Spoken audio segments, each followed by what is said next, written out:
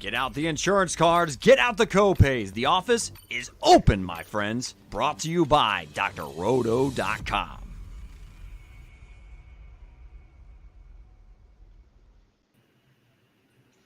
It's time once again for everybody to come aboard that Green Screens Media train. What's up, everybody? My name is Jay Heinrich, but more importantly, this is One and Done. We are Fast Break for all things college basketball, and today we're breaking down a little Saturday slate for you.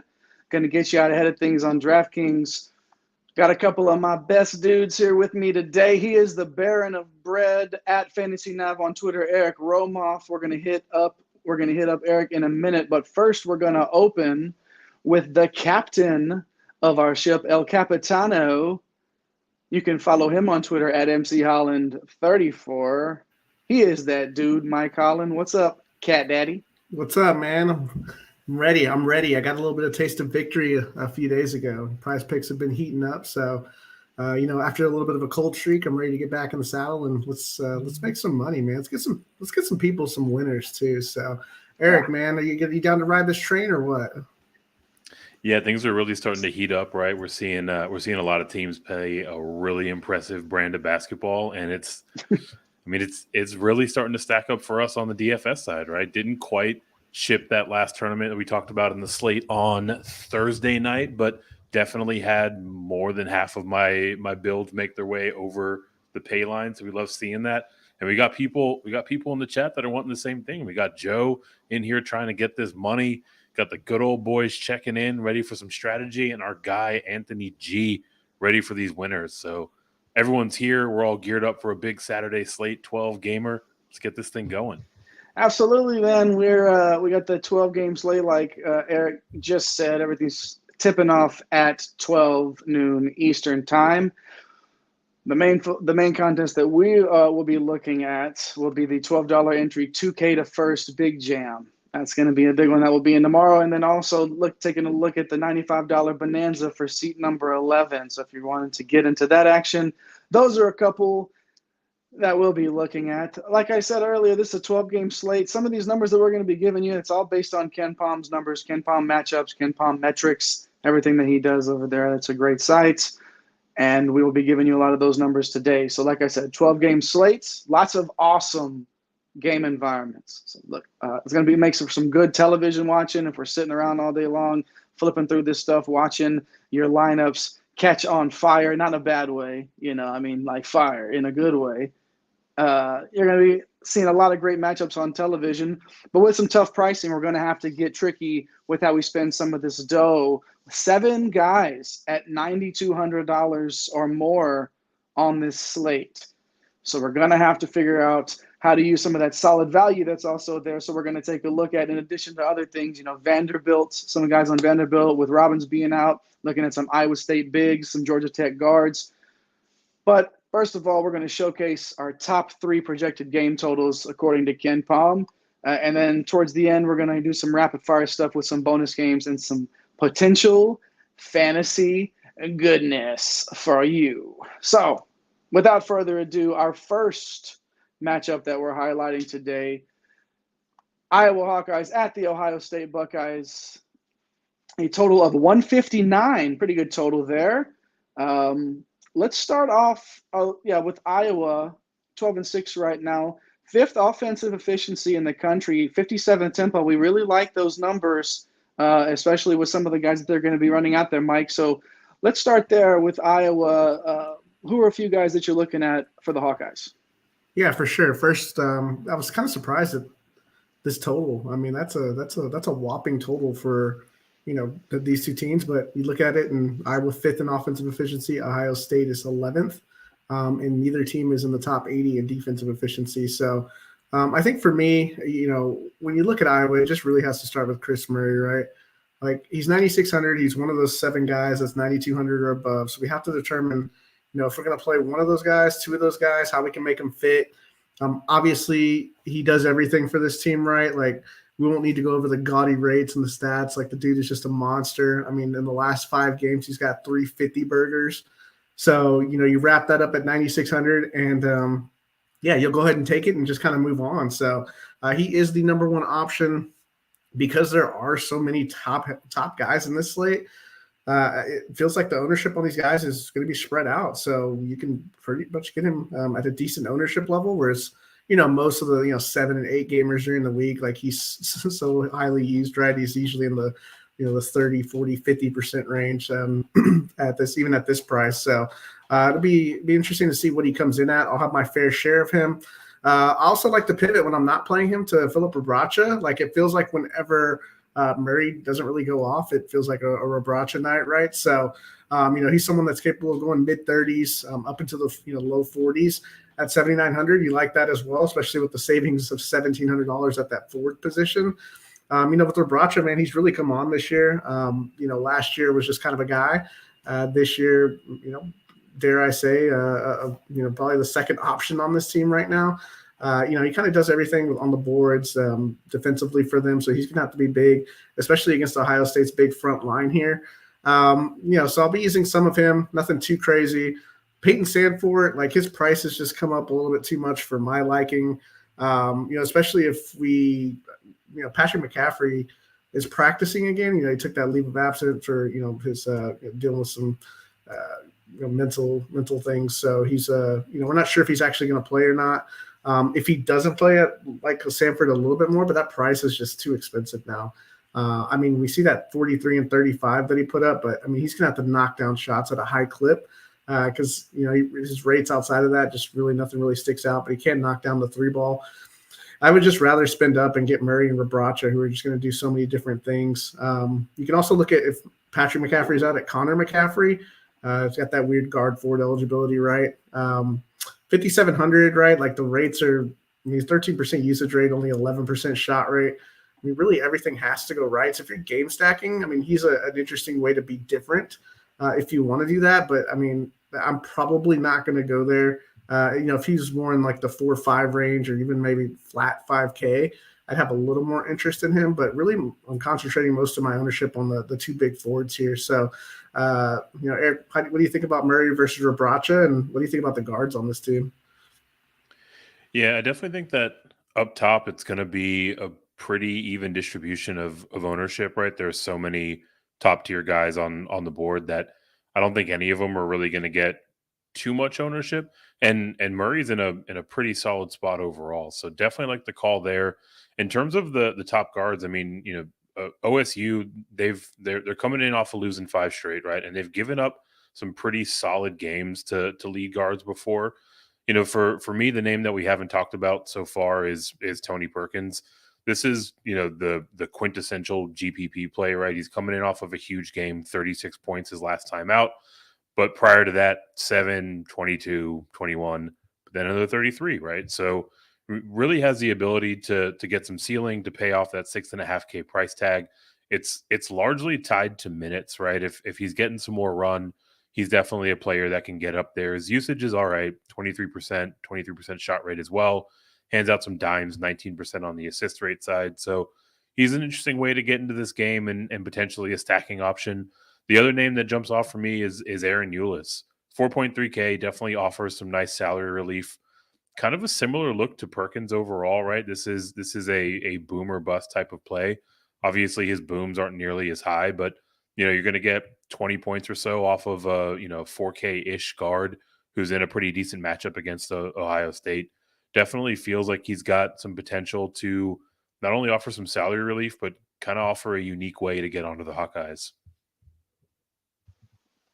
No doubt about it. For me, I'm thinking like instead of stacking Murray with somebody like a Sanford, I think like Rebraca and Sanford there, save a little bit of that money, save that $1,700 that you would have spent on Murray, go with Rebraca and Sanford and move and find some other value somewhere else.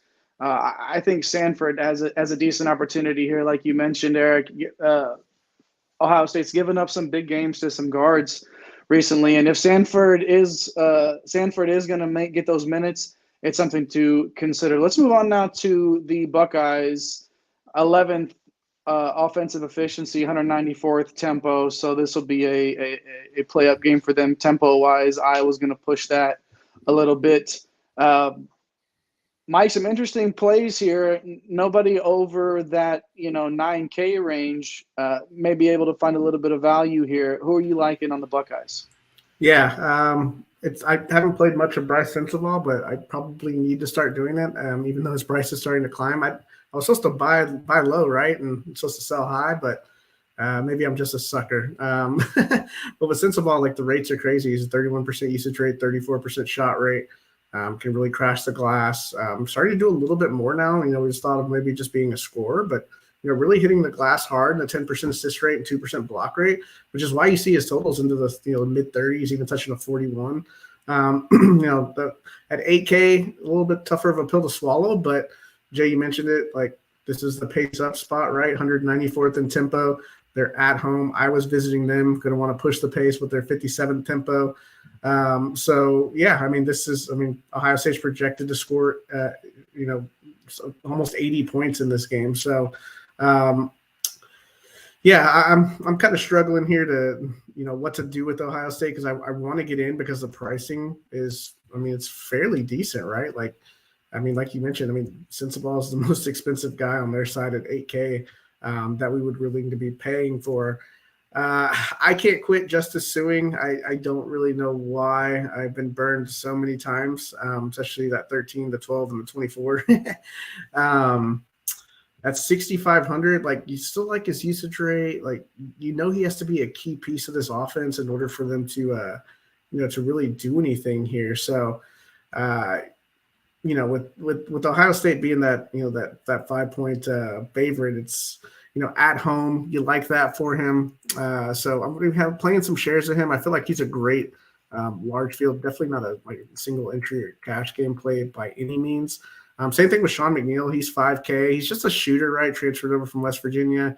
I don't think he scored over more than 24 fantasy points in any game this year, but he hasn't been in, this many game environments where, if he knocks down 4 or 5 threes, right, gets really hot. And that's what he would have to do.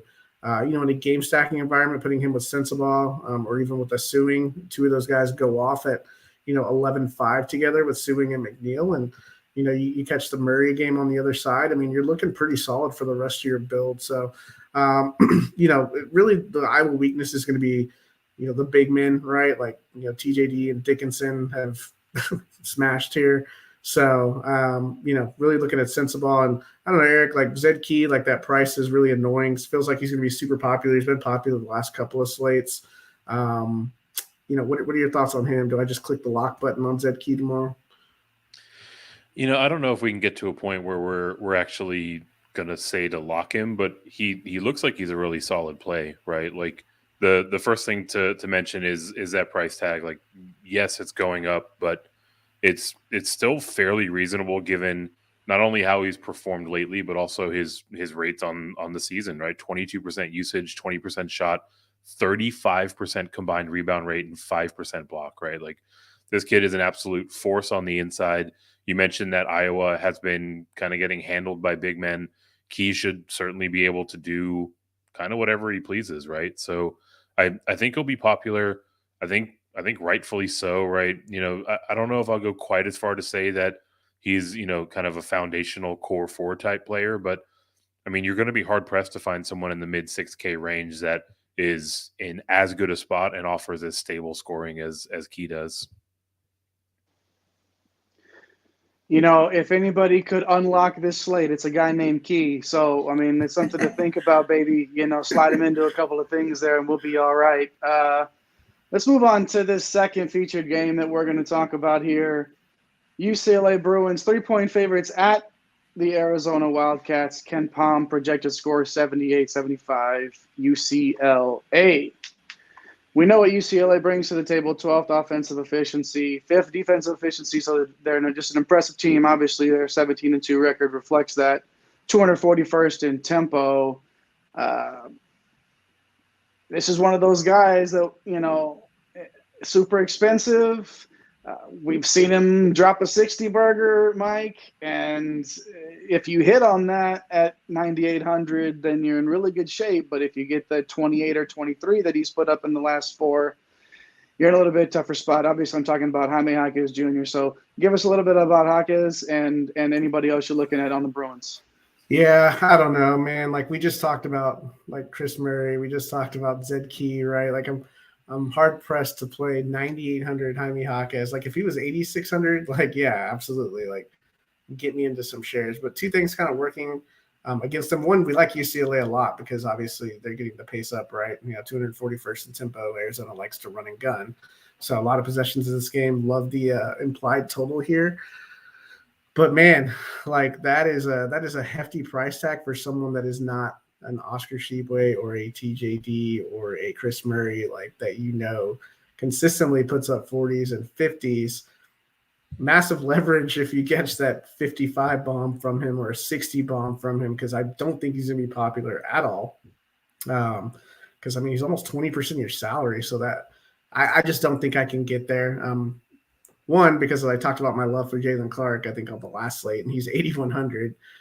So give me the price savings and give me some of the similar rates, right? Like Jalen Clark's still carrying a 22% usage rate, a 22% shot rate, almost a 30% combined rebounding rate, a 5% steal rate. Like this is a guy that gets into the 30s, has shown 40 upside.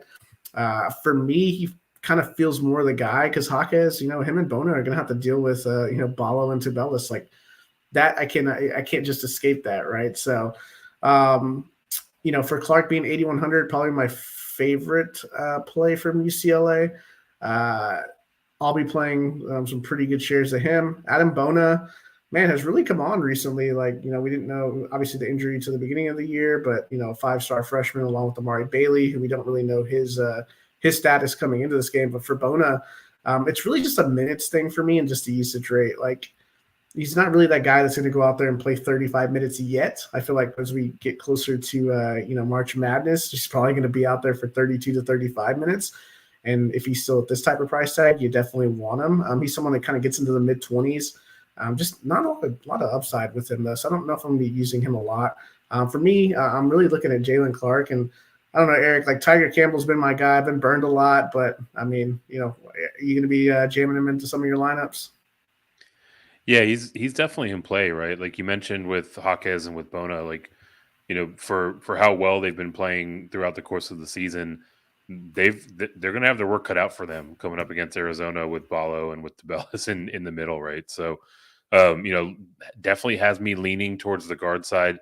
Tiger Campbell's is certainly the name that immediately jumps off the page. I mean, he's the absolute leader of this team, right? Like he's the heart and soul of it.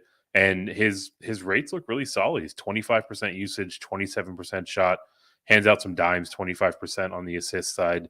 And if his shots are falling, he can definitely, rack up some points.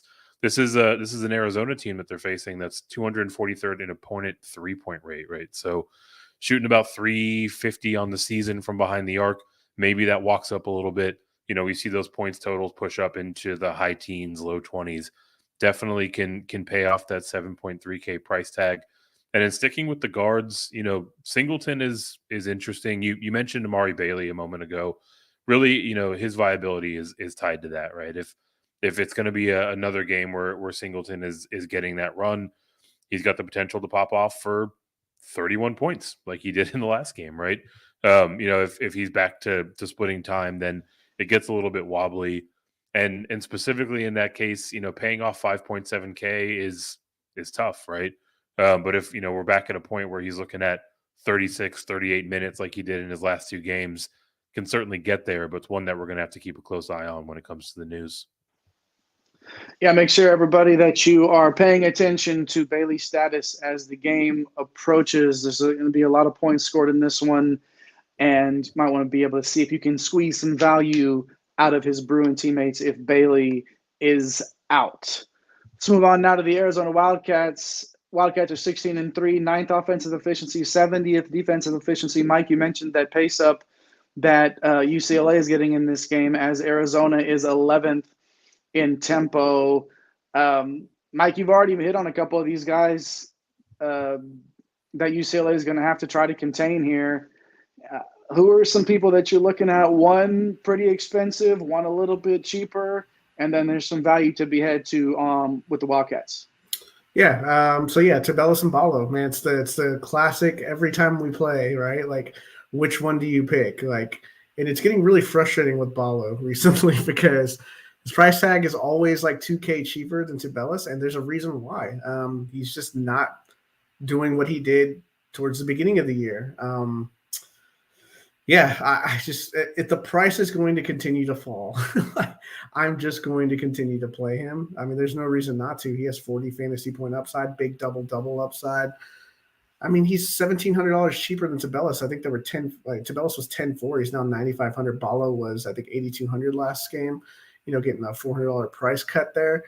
For Tubelis, man, like he's just so good. He's probably one of my, if not the favorite players I like watching. Like during these slates, like he just can do so many different things. It's just a great player. Has 50 fantasy point upside. You like that he's got the price tag shaved off here, right? You don't want to play it. It's just tough playing those guys that are over 10K, right? Like it's just not only you're paying 20%, but then you're giving a tip, right? So now we're back under that 20%, right? And I'm a good tipper, when I get great service. So with Tubelis, like I don't mind paying 9,500 for that. So definitely going to be going there, but it's tough. Like you can't play both of these guys. Like Bona is really good defensively. UCLA obviously is really good defensively. Hawkes is a dog inside too, so they're gonna have a tough time too on the other side. With UCLA being fifth in defensive efficiency and being a slower team. So if UCLA, I know they're on the road, but if they kind of get their way, they could kind of slow these guys down, which is probably what Mick Cronin is going to do. Here to kind of stop these guys. But UCLA's weakness, they're 209th, in opponent offensive rebounding percentage. So not excellent on the glass, which Omar Ballo, right? Like that should fit him. Tubelis, he's right there, should fit him. So I feel like one of these two guys is going to be on the winning lineup for the big jam tomorrow. So it's just figuring out which one. I'll be mixing and matching. If I'm playing 20 lineups, I'll probably mix and match them on 18 of them. Like that's how confident I feel. Because there's rarely a game where one of these guys doesn't go for, at least 35. And that's like the floor for one of them. So, if you look at it, Tubelis 38 and 25, and then it was, there you go, the 28-30, but that was a blowout, like 43-39, 51-20, 51-25. They never really do it together. But that's an option that I think maybe Eric will talk about. But, looking at some of the guards here, like for me, it's Larson. Like he was an interesting story. Like news came out the other day, and it really frustrated me that he was coming off the bench. You just never know with CBB news because that might mean he's not even going to play. Well, he comes off the bench and then absolutely goes nuts and starts knocking down shots. And he goes for 28, and I pulled him off of like 4 lineups. And I was able to get to Cedric Henderson, who was pretty cheap and actually had a really good game as well.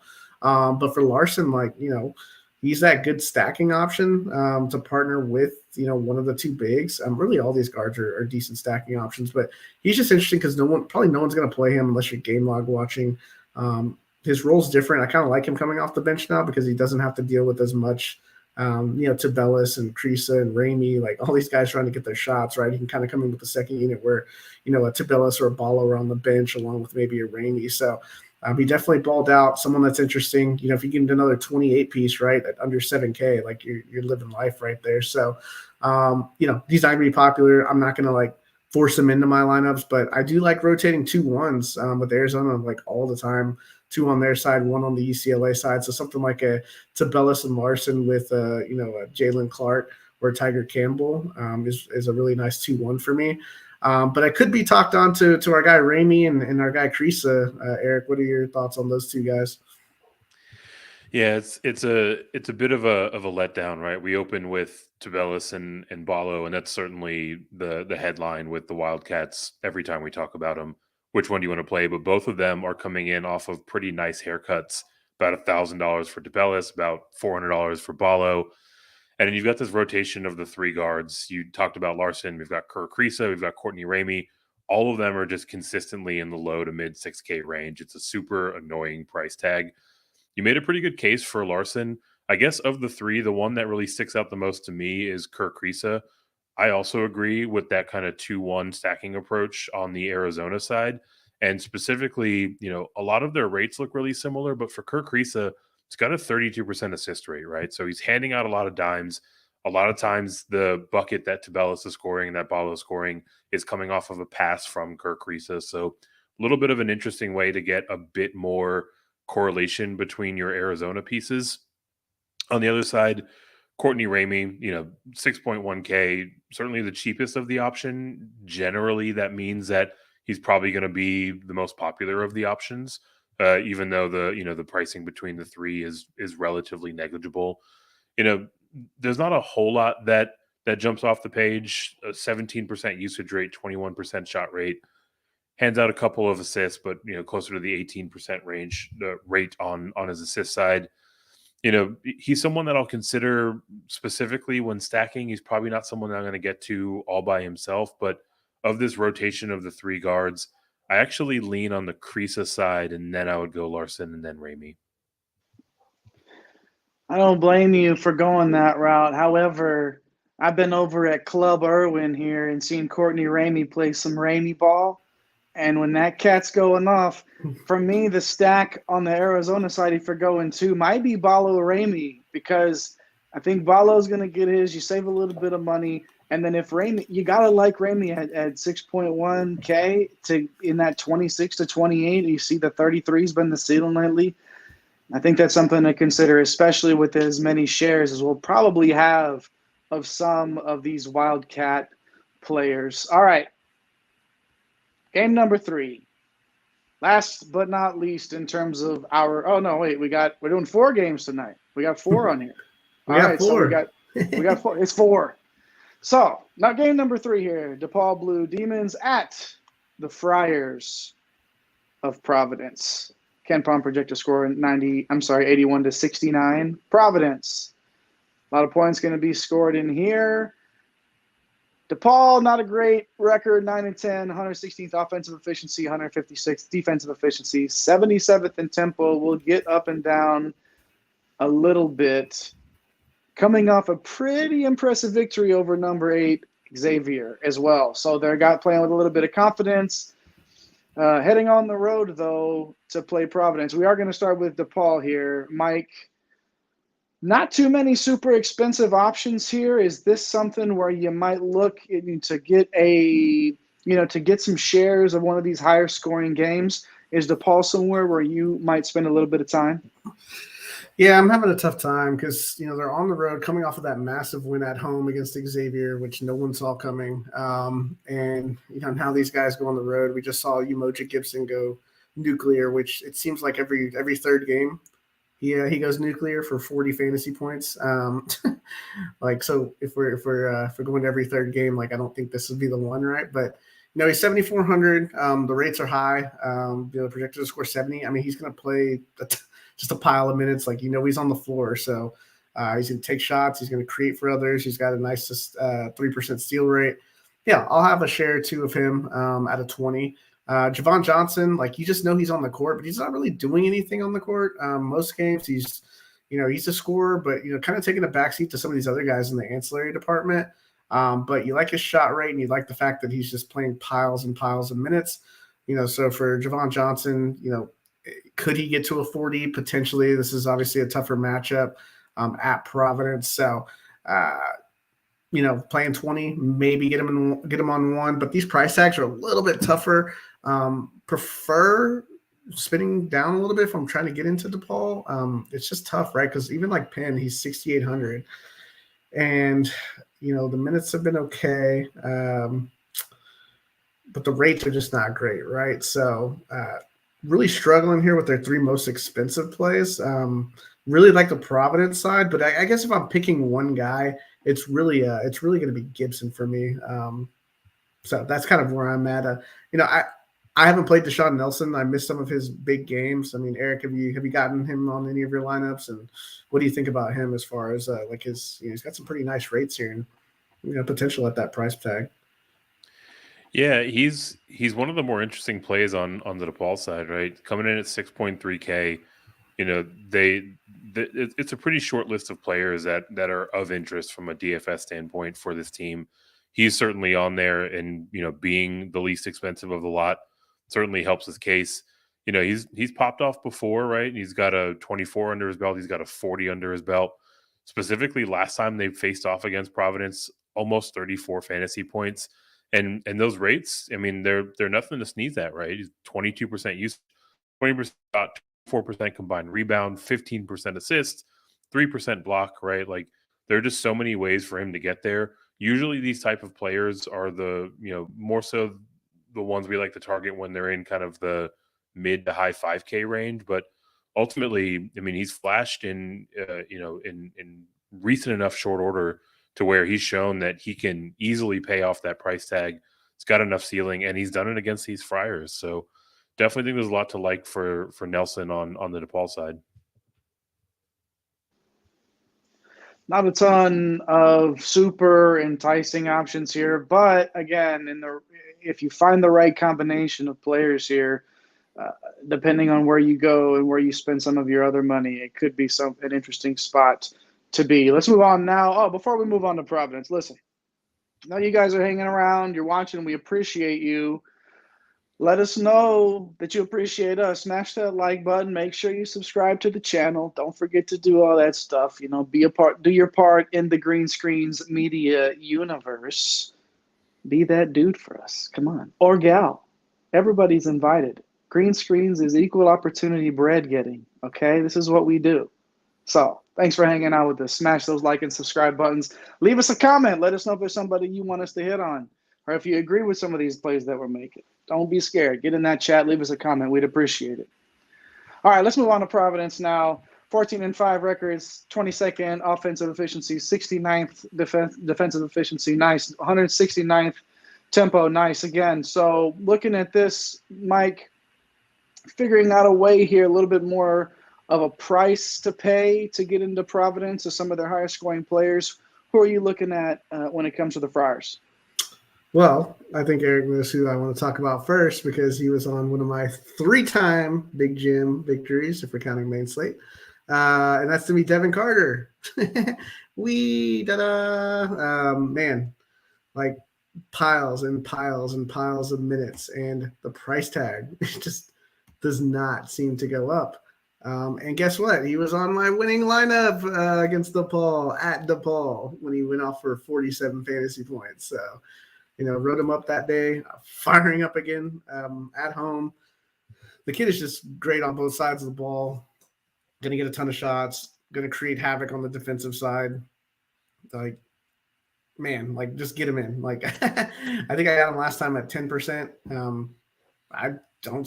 This is a larger slate than it was last time, so he's probably going to be less than that again. So fire him up for me. Love the price tag. Love what he did against this team already.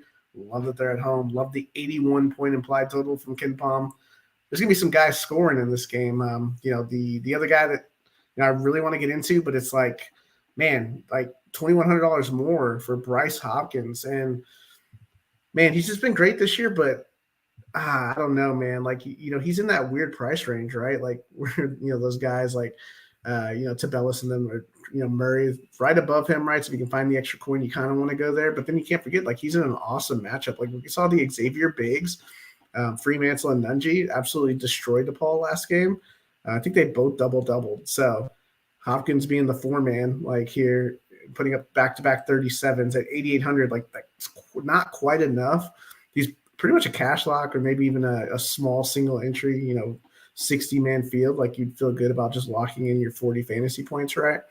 But I wish he was a little bit cheaper, but he's shown the ability to go into the high 40s. So not afraid to squeeze him in. More of a maybe 1 out of 20 for me.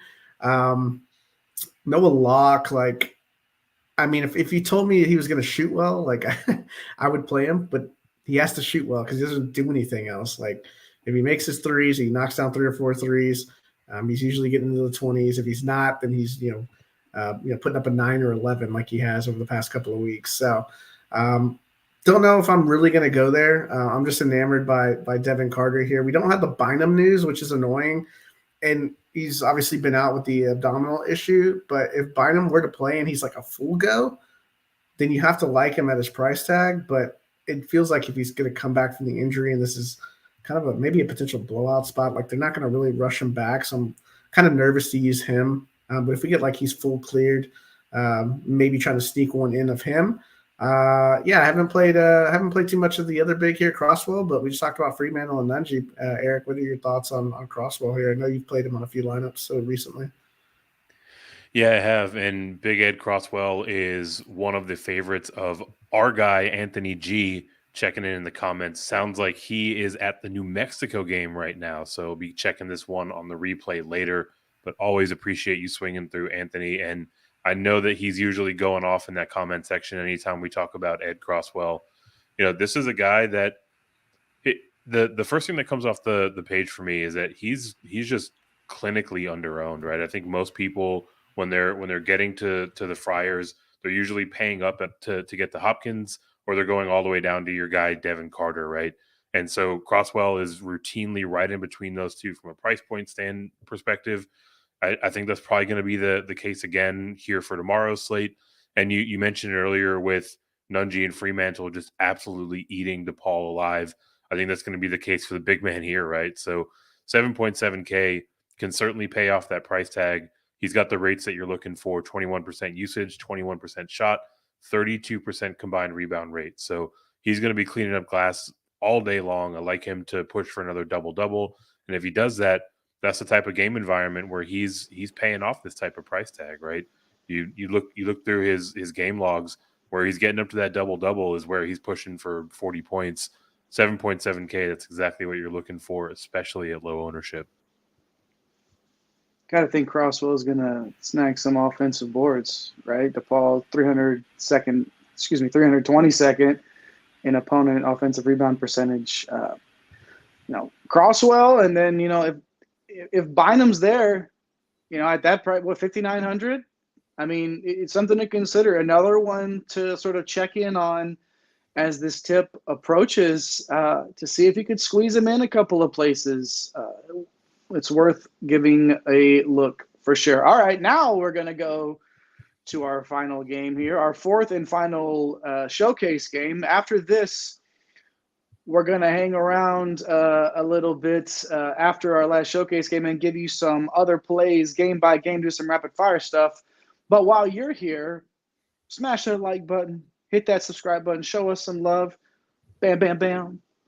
Mike's working hard, Eric's working hard, I'm working hard. We're trying to figure this thing out and get you that bread, get us that bread. Show us a little bit of love and smash those like and subscribe buttons. All right. Now we'll move on to the fourth and final game here. Syracuse at Georgia Tech. It's one of those things where Syracuse still plays a 2-3 zone like it's 1962. And I swear that for me, the 2-3 zone is the easiest defense in the world to score against, and somehow they've made it effective for as long as they have. So whatever works, right? But sort of just a weirdish game, but a couple of players here worth talking about. Mike, on Syracuse, 67th offensive efficiency, 204th tempo, but there's some points that are projected to be scored in this game. Who are you looking at for the Orangemen? Yeah, I mean, you got to look at Jesse Edwards. He's 9,200. God, just big double opportunity here. 11% block rate. Like, come on, top 10 in the country. And this is a smallish Georgia Tech team that he's going to go against, and also a 10% assist rate. So, chipping in a few dimes, as my guy Eric likes to say. But, you look at the Georgia Tech weakness, they're 290th in opponent offensive rebounding percentage. So, he should just absolutely dominate the glass here. But that price tag is tough, right? Getting up there, right? Would you pay down $400 to say Chris Murray bust? I don't know. But if he does bust and Edwards goes for 48 and Murray goes for 32, you're way ahead, right? As long as you clear some of these other guys. And that's the fun part about these slates, right? When they have so many guys this expensive. Edwards, he's in the player pool for me. I'm obviously not going crazy. To the I can't quit you segment is Judah Mintz. Has not done anything recently. But as my guy Jay likes to say, he has shown 35 fantasy point upside, 40 fantasy point upside. The rates are still really nice. He's going to play a pile of minutes here. The thing about him, he has the highest assist rate on the team is 26%. So he's knocking down his shots.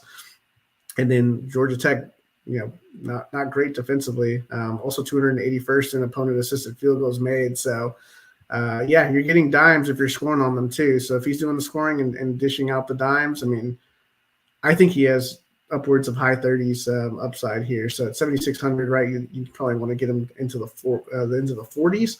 So, maybe a 1 of 20 for me, as you'd mentioned. And I don't know what to do with the rest of this team. Like, I mean, we talked about Benny Williams and how he wasn't playing last game, and then all of a sudden he's playing a pile of minutes. So if you want to play roulette with the rest of this Syracuse team, then by all means, I will not be doing that. I'll probably be sticking to maybe one Edwards out of 20, one Judah Mintz out of 20, and then really attacking the Georgia Tech side. But we can't forget about the guy here for them, the face of their team. And Eric, why don't you tell us about Gerard and why he's going to go off for 46 fantasy points tomorrow? Yeah, I mean, look, you're spot on that last guy in the Syracuse rotation is a literal crapshoot. But Joe, our guy Gerard is anything but. He's coming in, he's getting a ton of run. He's out there 35 plus minutes left and right. Really is, more of a scoring type play, right? He's going to have to fill it up if he wants to pay off that price tag. But fortunately, he's been doing that pretty well lately, right? 31 last time out, had a down game, wasn't seeing it go through. 13, then 34, 32, 46, right? So definitely has some ceiling. You're going to need that in this large field GPP. His rates are fine, right? 25% usage is pretty good. 29% shot rate is better. So he's going to continue to chuck it up. If we see a few of them go through, he can definitely get to that ceiling. And because he's been a little bit volatile, I don't know if he's going to be too popular. Yeah, you beat me to it, man. That's the thing with him, is like how a little bit inconsistent that, in this week's version of that guy, I wouldn't worry about that little guy. He did drop a 13 a couple of games ago, but it's mixed into some low 30s and then a 46 in there as well. So somebody to consider. And at 7,900, you're not paying, the mid nines for a guy that can get you in the mid to high 30s and with a 46 ceiling in the last 5 as well. You got to like that stuff. So Georgia Tech now, the Yellow Jackets are 8-10, 192nd offensive efficiency, 107th defensive efficiency, 185th tempo.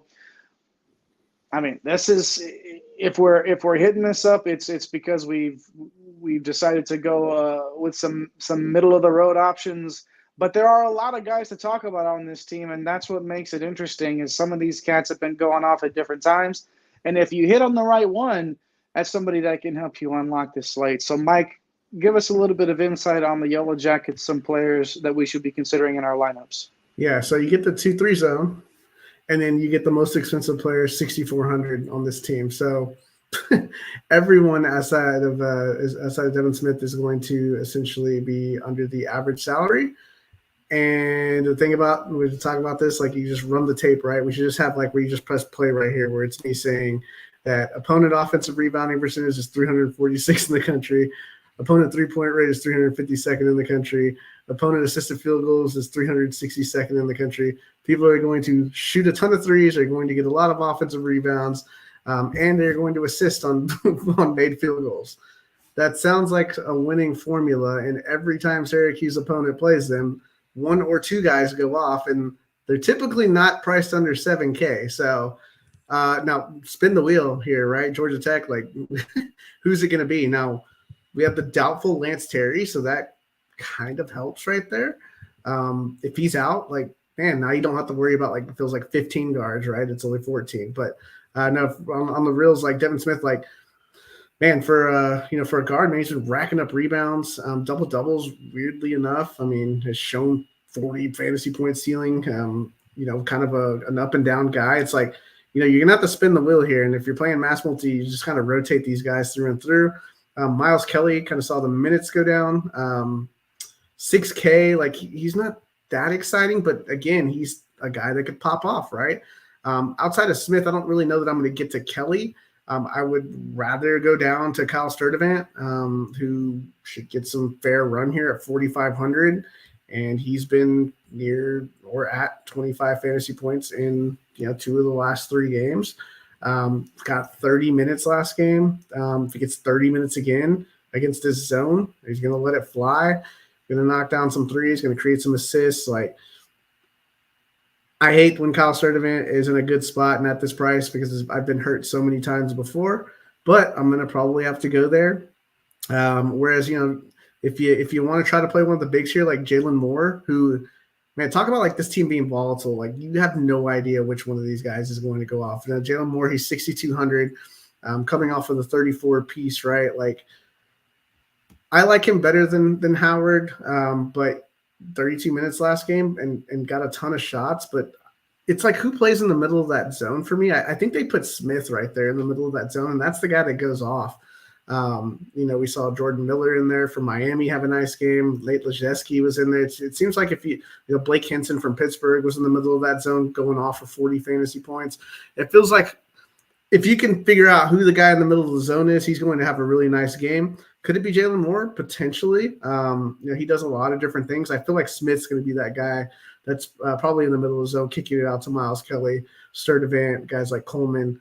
I don't know. So mix and match for me, man. Like spin the wheel. I don't know if I want to get to 2, right? Like the implied total is still not great, but we just know like every time I feel like I see Syracuse, the game goes over. So those are kind of my plays. I don't really look at Rodney Howard too much. Like, can you talk me onto it, Eric? And DeLon Coleman, he's kind of all over the place. But what are your thoughts on those two guys?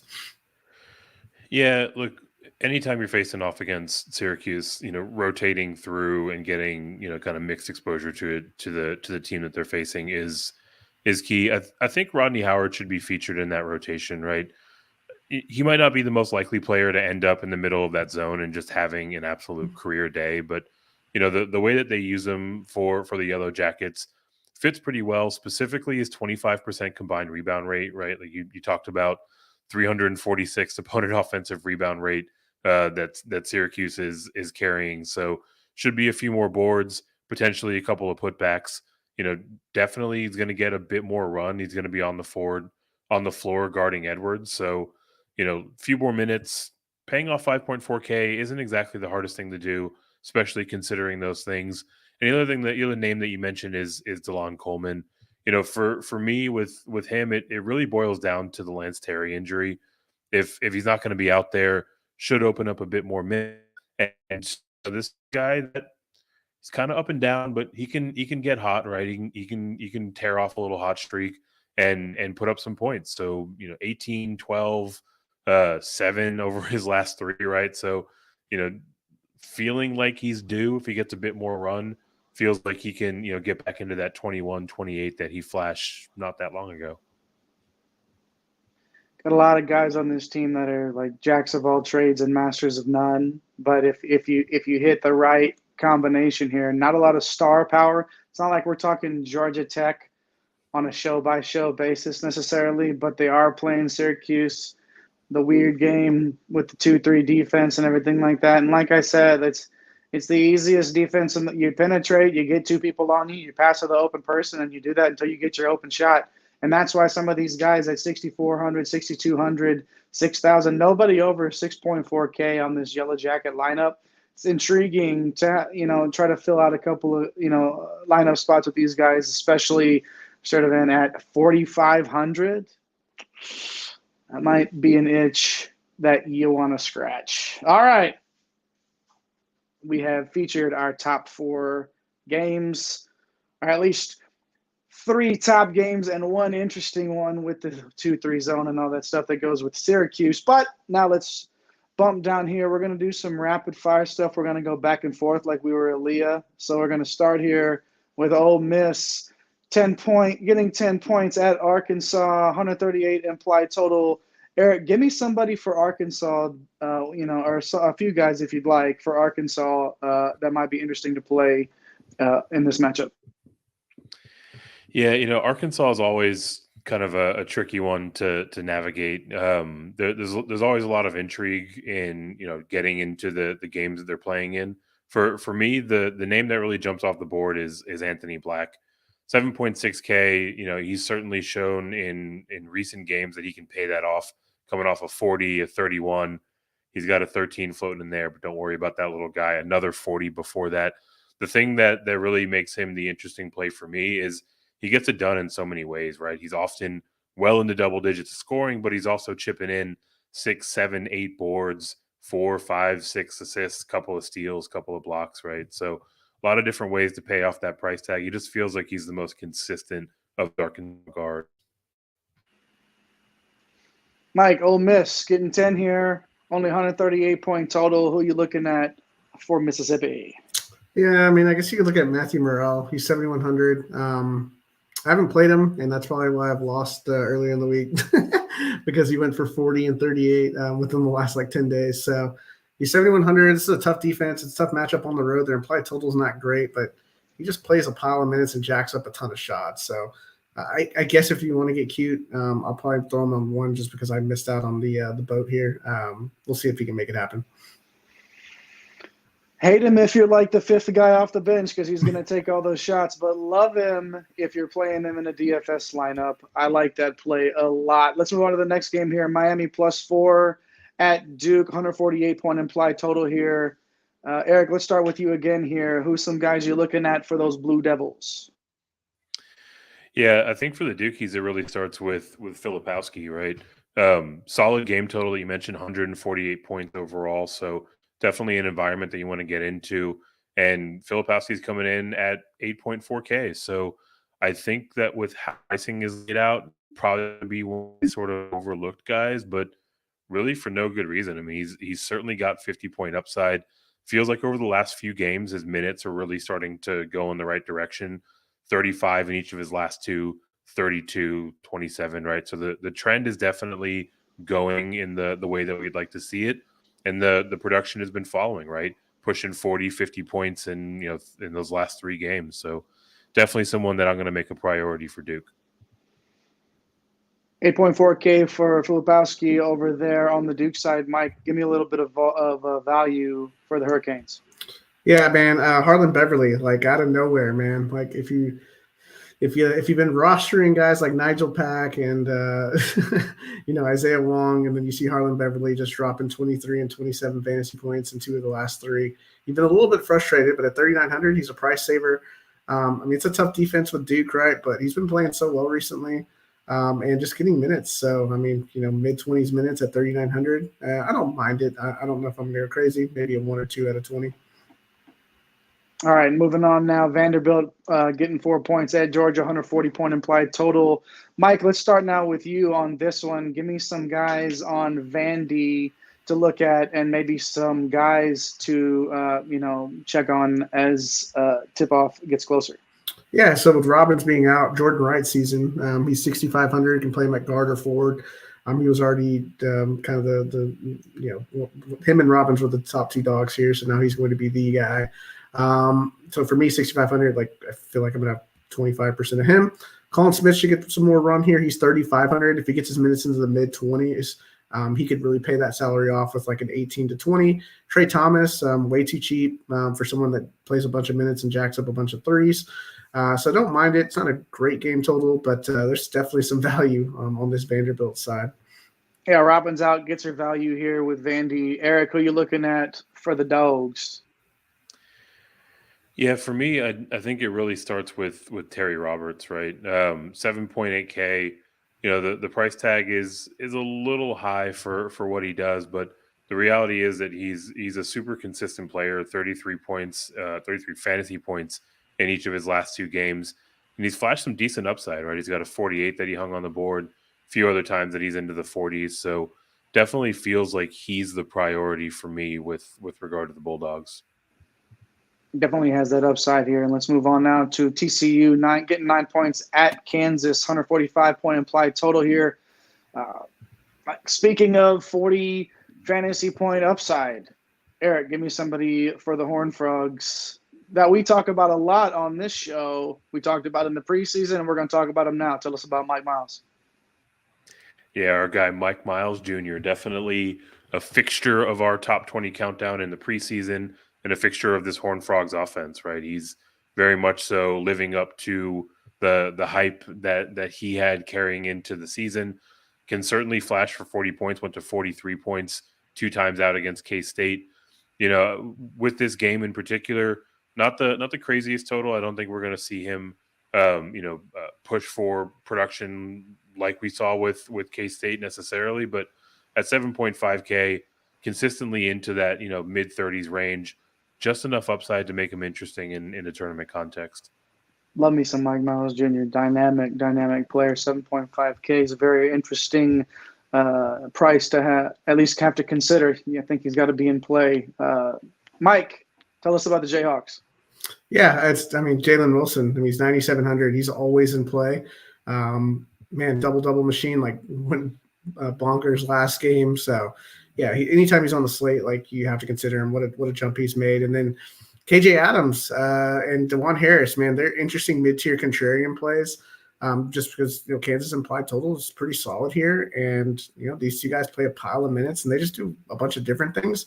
Not the highest usage guys, but they can rack up defensive metrics, and if they catch a few threes here and there and a few dunks from KJ Adams, you can pay off that salary easily. Yeah, for sure. Let's head over to the SEC now. Texas A&M getting 4 points at Kentucky, 142-point implied total. Mike, I'm gonna stick with you here. Tell me about your favorite Aggie. It almost feels weird asking you that, but who are you looking at with this A&M squad? Well, this will be a rapid fire. Dexter did this 6,500. Been great recently. I don't know if I'm going to play him just because he's an Aggie. No, I'm just kidding. You got to get him in. He's been playing really well. 30 fantasy points in 3 of the last 4. 6.5K, hard to argue with that.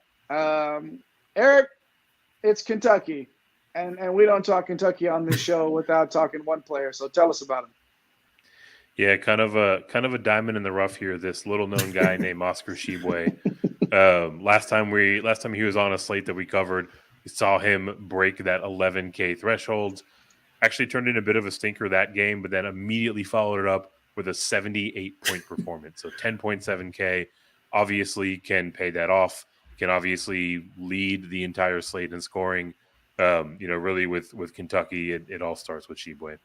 So hard though, man. Like 10.7, that's such a big number. But we saw what Trace Jackson Davis did at 10.7K the other night. So it's just an interesting place to be there. Virginia, our first road favorite in these rapid fire games, giving away 3 points at Wake Forest, 139-point implied total. Mike, we're going to start with you again. Where are you going with Virginia? Yeah, I'm on Franklin. Been playing him a lot recently, and he's been good. Interesting price tag. Probably not going to be popular. This is kind of an ugly game total. You can look at Ben Vanderplas. He's been playing solid recently. I don't know that I can get too many Virginia guys. So for me, it's Franklin if you're playing someone. You know what you get with Virginia. It's slow, methodical, but they play the game how they want to play it. It's nobody's, those games aren't getting into the 170s. So spend your money wisely in a matchup like this. Eric, what about a Demon Deacon here for West Virginia that you are considering? Yeah, it's hard to get excited about anyone that's facing off against Virginia, right? You mentioned they're slow, they're difficult on the defensive side. Tyree Appleby is probably the most interesting. He certainly carries some of the highest upside among the Wake Forest players. 8.7K. He's not going to be popular. So if he has a ceiling game like he did last time out, almost 48 fantasy points.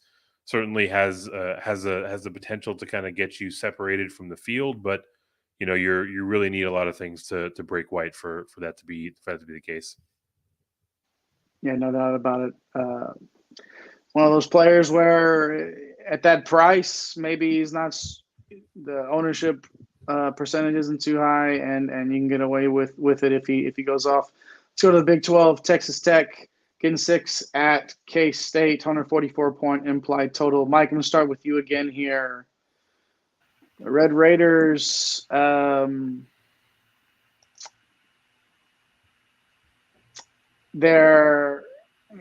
haven't been exactly finding ways to win. Their point totals haven't been huge. They have cleared 70 the last 2, but not getting the dubs necessarily. But there are some interesting plays here on this Red Raider squad. Yeah, I think with Texas Tech, like AMAC, he just reduces the production of everybody. Like, can't wait till he gets ratcheted up. Maybe a little too late for them, but you never know. It's the Big 12. Davian Harmon, he's 6,800. He'd probably be the only guy I'd play. Has 30 fantasy point upside at 6,800, even mid 30s there. So potentially if he can get right after the duds in the last couple of games. This game is being played in the Little Apple. So are there any Wildcats, Eric, that you're looking at? Yeah, I mean, look, with Marquise Noel, right? Like, this is someone that absolutely started to set the world on fire when K-State started to get hot a few weeks ago. Everyone was chasing these, 57, 62 point outings. Price started to follow, pushed up over 10K, and he's kind of come up flat in these last two games, 26.5, 26 DK points respectively. Feels like this is the spot where now at 9.4K, you can get back onto him, and he could potentially push for another one of these ceiling games at significantly lower ownership than we've seen him carry in the last few weeks. No doubt about it.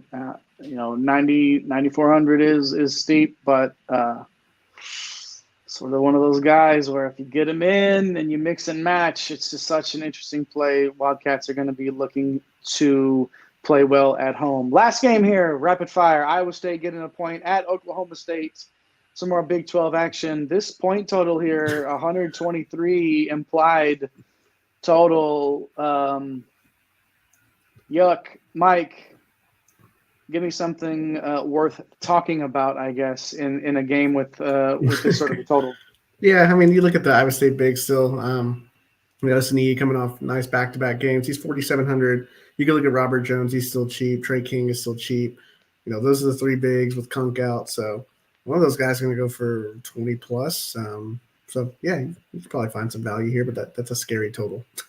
Yeah, no doubt about it. Mixon, we touched on it at the top of the show. Maybe look at Mixon in one of these Iowa State big guys into your lineup. The value is going to be there. Maybe not as much value on the Oklahoma State side, Eric, but who's somebody that you might consider just a little bit more expensive? Yeah, I think he offers decent points per dollar value. That's Kali Boone. 6.7K over his last four games, 35, 13, 34, 44. Really feels like he's coming into his own with Cisse missing some time. Cisse did return for a whopping 2 minutes here a few nights ago, so expect him to continue to be worked back in slowly.